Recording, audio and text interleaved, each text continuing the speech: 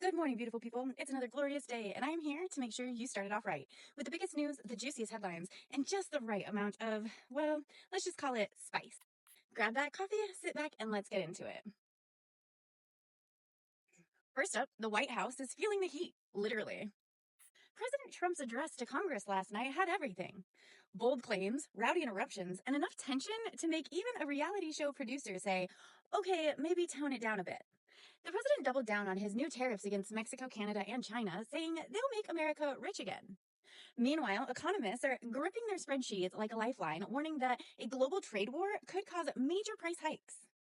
Oh, and the real fireworks? Congress turned into an episode of Real Housewives Capitol Hill. Democrats shouted him down, Republicans cheered him on, and one representative even had to be physically removed. You know it's getting wild when security has to step in at a formal event. Meanwhile, in Wall Street drama, markets did a full body shudder after the tariff news, but then rebounded when Trump announced a temporary pause on auto tariffs for Mexico and Canada. Investors, much like my last boyfriend, are confused but still holding on. Hey, stock market, I get it. Sometimes a little tension keeps things interesting, but at some point, you gotta commit or crash. Overseas, the US and Hamas are actually talking.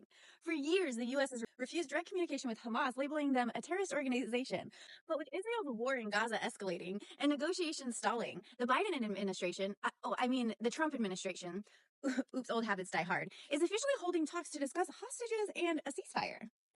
Trump also fired off a last warning to Hamas on social media, basically telling them to comply or face the full force of the US military support for Israel. As if that wasn't enough drama, French President Emmanuel Macron is out here warning Europe to be ready for the US not to have our backs anymore. So, yeah, things are a little tense. Who knew international politics had a more ghosting than my DMs? In science news, NASA is turning off the lights.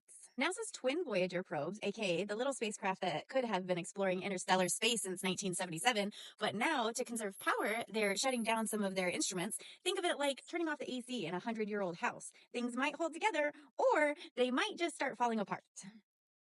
So if you're hoping for fresh intel from way out there in the universe, we might have to settle for old footage and reruns, kind of like what happened to my Netflix account after I gave my ex my password. Hey, NASA, I get it. Sometimes you gotta cut off the excess baggage to keep things running. Now for the really important stuff: food. Fast food chains are struggling lately, but one company has cracked the code. Taco Bell's new Lux Cravings box is selling like crazy, proving that if you wrap anything in a tortilla and make it sound bougie, people will throw money at it.